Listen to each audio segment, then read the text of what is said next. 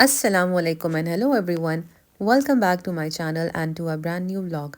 उम्मीद है आप सब बिल्कुल खैरियत से होंगे। मैं भी अल्लाह का शुक्र है बिल्कुल ठीक हूँ और मेरी दुआ है आप सब लोग अपने घरों में खुश और महफूज रहें।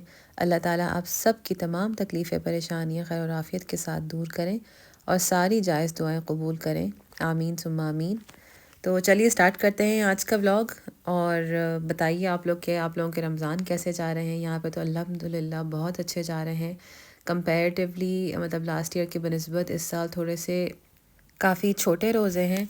क्योंकि लास्ट ईयर मैं जब रिकॉल करती हूँ तो मुझे याद है 17-18 घंटे तो हो ही रहे थे, और फिर जब डे लाइट सेविंग शुरू हो गई थी तो और भी ज़्यादा बड़े हो गए थे। मगर अब थैंकफुली जो है डे लाइट सेविंग जो है रमज़ान के बिल्कुल एंड में होगी, तो आधे से ज़्यादा रमज़ान छोटे शॉर्ट ही गुजरेंगे इंशाल्लाह। तो आज का टॉपिक तो आपने देख लिया होगा कि मैंने सोचा था कि मैं घर में जो थोड़ी बहुत रेनोवेशन कह लें या फिर जो थोड़ी बहुत चीज़ें ठीक करनी थी घर में, स्पेशली किचन की। क्योंकि जो जिस तरह आप देख सकते हैं इस वक्त कितनी छींटें आई हुई हैं ऑयल की हो गई, कभी मसालों के हाथ, कभी बच्चों के हाथ लगे होते हैं, कुछ ना कुछ खाते पीते बच्चे लगा ही देते हैं चलते फिरते।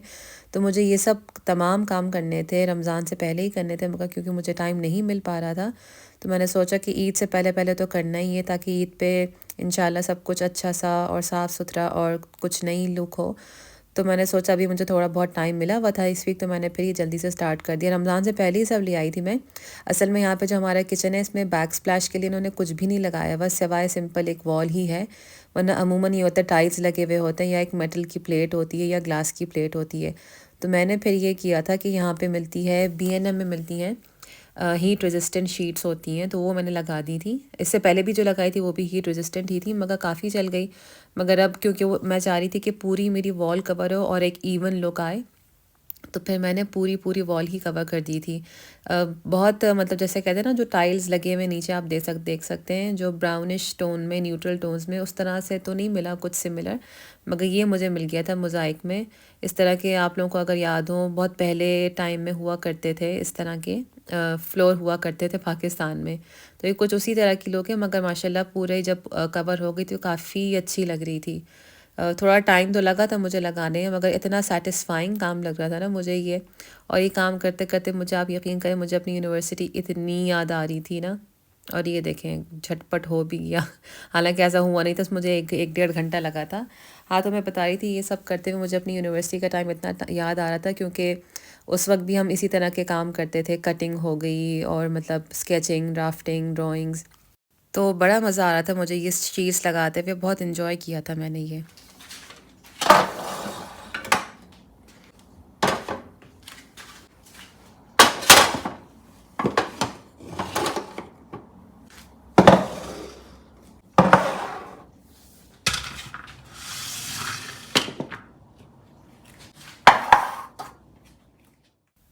तो ये रही वॉल की फ़ाइनल लुक।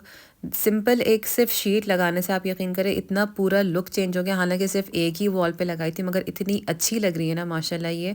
क्योंकि पहले जैसे आपने देखा था मैंने सिर्फ और सिर्फ एक ही पैच लगाया हुआ था, वो भी सिर्फ चूल्हे के ऊपर। अब मैंने पूरी वॉल पे ही लगा दिया। मुझे टाइल्स मतलब इतने ज़्यादा मिल नहीं रहे जो होते हैं सेल्फ एडहीसिव टाइल्स भी मिलते हैं, मगर मुझे लगता है वो इतने पायदार नहीं होते, क्योंकि मैंने अपने पिछले घर में लगाए हुए थे तो वो काफ़ी जल्दी निकल भी जाते हैं। तो ये माशाल्लाह काफ़ी अच्छा लग रहा है इस तरह। बल्कि छोटे छोटे चेंजेस हम लोग घर में करते रहना तो ख़ुद को भी बहुत अच्छा लग रहा होता है, आँखों को भी अच्छा लग रहा होता है और देखने वाले को भी अच्छा लग रहा होता है, कि मतलब एक नई चीज़ लग रही होती है। जब मैं बेटी को भी स्कूल से लेके आ गई तो वो भी हालांकि उसकी कोई इंटरेस्ट की चीज़ नहीं है, मगर वो भी देख के इतना खुश हो रही थी, कहती थी मम्मा पहले वाले से इतना अच्छा लग रहा है ना ये, मतलब कंपेरेटिवली। तो बस ये सब काम करके फिर बेटी का स्कूल पिकअप टाइम हो गया था, और मौसम देखें कितना माशाल्लाह अच्छा हो रहा है। अब थैंकफुली जो है स्प्रिंग आ रहा है आहिस्ता आहिस्ता, और काफ़ी जगह पे मैं देख रही हूँ कि जो फ्लावर्स हैं ब्लूम कर रहे हैं।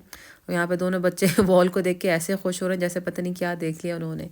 तो बस बच्चों को स्कूल से लेके आके फिर मैं जल्दी से लग गई थी इफ्तारी की तैयारी करने में।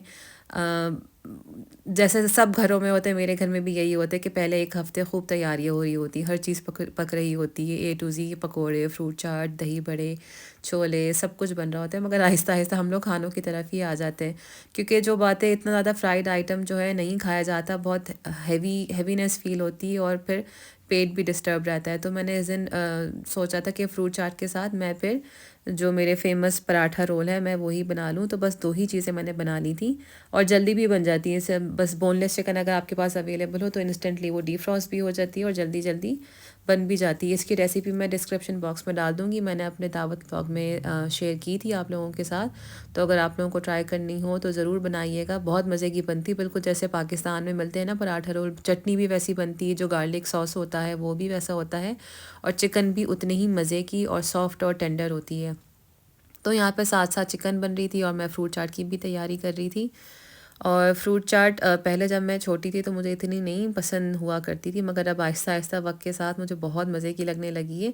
बल्कि इसमें अगर स्पेशली हम ऑरेंज जूस डालें या फिर उसका डालें अमरूद का जूस जो मिलता है टेट्रा पैक में, आप लोग ज़रूर ट्राई करिएगा। बहुत मज़े की फ्रूट चाट बनती है, स्पेशली अगर हम अमरूद का जूस डालें। ये मेरी सबसे छोटी जो फुप्पो थी उनकी ये टिप थी, तो हमने एक दफ़ा ट्राई किया था तो बड़े मज़े का लग रहा था। मगर यहाँ पे इतनी आसानी से अवेलेबल नहीं है, सिर्फ देसी स्टोर्स में ही अवेलेबल है। तो मैं फिर सिर्फ जो सिंपल ऑरेंज जूस होता है वही डाल देती हूँ। जैसे लेमन स्क्वीज़ करते हैं उस तरह मैं ऑरेंज को स्क्वीज़ कर देती हूँ। और यहाँ पे जो है हमारी फ्रूट चाट रेडी हो गई है बिल्कुल।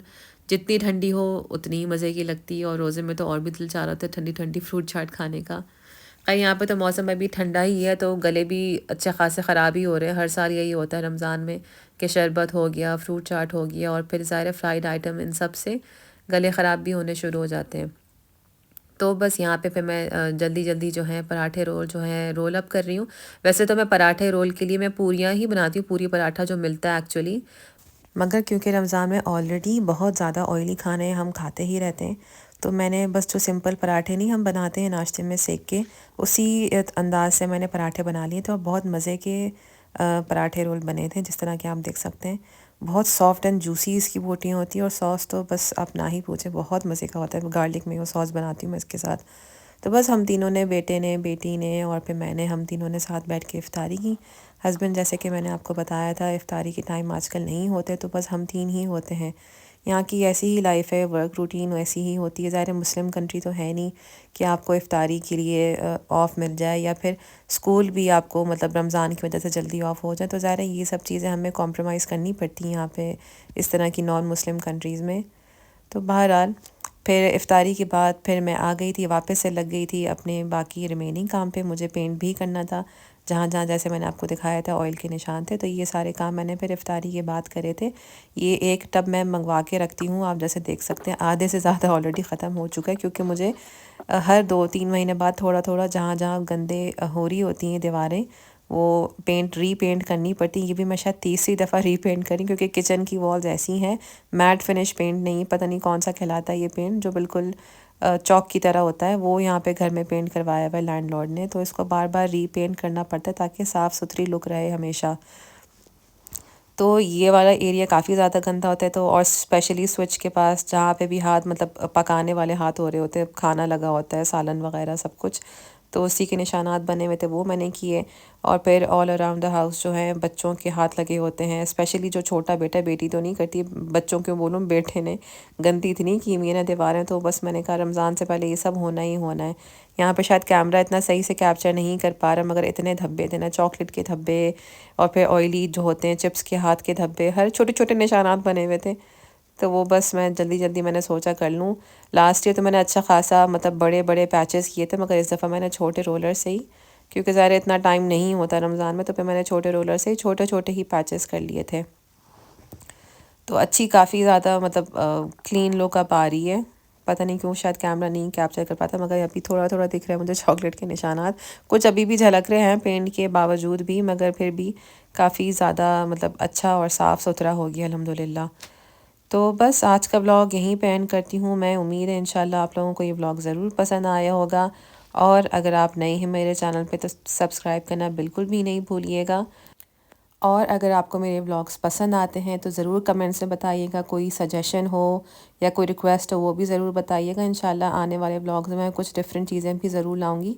बस थोड़े से ये रमज़ान अभी गुजर जाए तो इंशाल्लाह और भी डिफरेंट चीज़ें लाऊंगी, डिफरेंट व्लॉग्स लाऊंगी। अगर आपको मेरे व्लॉग्स अच्छे लगते हैं तो प्लीज़ फ्रेंड्स एंड फैमिली में भी ज़रूर शेयर करिएगा, और मुझे और मेरी फैमिली को अपनी दुआओं में ज़रूर याद रखिएगा। तो नेक्स्ट व्लॉग तक के लिए टेक केयर एंड अल्लाह हाफिज़।